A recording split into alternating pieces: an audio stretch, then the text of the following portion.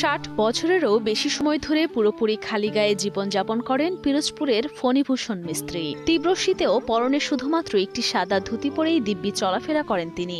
এমনকি স্নানের সময় ছাড়া পায়ে দেন না কোনো জুতা স্যান্ডেলও। শীতের সকালে সবার যখন জুবুথুবু অবস্থা, সে সময়ও প্রতিদিন ভোরবেলা পুকুরে স্নান করে দিন শুরু করেন বৃদ্ধ ফণীভূষণ।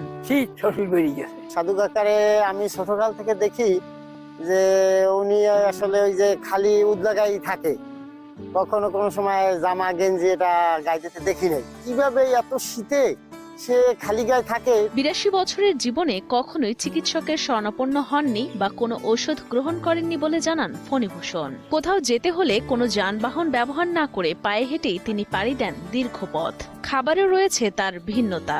মাছ, মাংস, দুধ, ডিম সহ ৯ ধরনের খাবার কখনোই খান না ৮২ বছরের এই বৃদ্ধ। এলাকাবাসীর কাছে তিনি পরিচিত সাধু নামে। আমার সে ভালো লাগছে। আমি এই ৮২ আমি পান তামাক বিড়ি সিগারেট এই রকম ডিম মাংস গরু ৯ ভাগ খাই নাই। আমার এসেই মালিক আর বুঝতে লাগছে ৮২ আমার গায়ে হুল ঢুকায় না, একটা বড়ি হয় নাই। আমার এসে তাল গায়ে নাচাবে কিছু করে রাখছে, আমার এসে পরম শান্তিতে রাখছে। বিয়ের প্রতি অনীহা থাকায় চিরকুমারী রয়ে গেছেন বৃদ্ধ ফণীভূষণ। তার ভাষ্যমতে স্বামী এবং শাশুড়ির প্রতি নারীদের অবহেলা দেখে বিয়েতে কখনোই আগ্রহী হননি তিনি। যুবক বয়সী পরিবারের সবাই অনেক চেষ্টা করেও তাকে বসাতে পারেননি বিয়ের পিঁড়িতে। ও আমার ভালো লাগে না,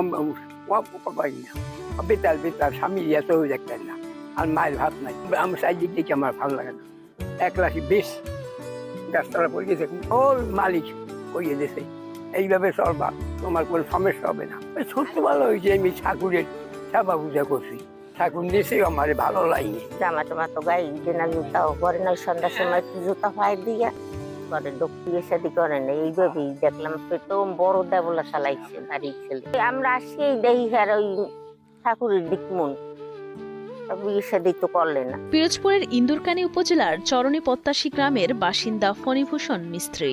স্থানীয়রা জানান, ছোটবেলা থেকেই বড় ভাইয়ের সংসারে রয়েছেন ফণীভূষণ। ২০ বছর বয়স থেকে স্বাভাবিক জীবনযাপন ত্যাগ করেন তিনি। মূলত সৃষ্টিকর্তার প্রতি অগাধ বিশ্বাস থেকেই এমন জীবনযাপন শুরু হয় তার। বৃদ্ধ ফণীভূষণের এমন কঠোর জীবনধারায় বিস্মিত হন এলাকার অনেকেই। আমাকে আগে উঠে সকালে উঠে আন্দা থাকতে ওই গরু লামায়, গোবর লামায়, সেইবার স্নান টেনান করে আসে। আজকে ওই ঠাকুর ঘরে যায়। জীবনে একভাবেই দেখলাম ওই ওই সকাল ওই স্নান করে ঠাকুর সেবা টেবা করে যে ডুবি ভত্তর কেন দেখতে যায়। বড় বাড়ি, বড় ঘর, বড় তালা সব ভাবিয়ে দেখো নদীর বাড়ি বাসা, ৫ তলা, ৭ তলা, ১০ তলা, শেষে নিচে গাছতলা, তালায় বসাইয়ে রাখবে না। আমার সে বেশ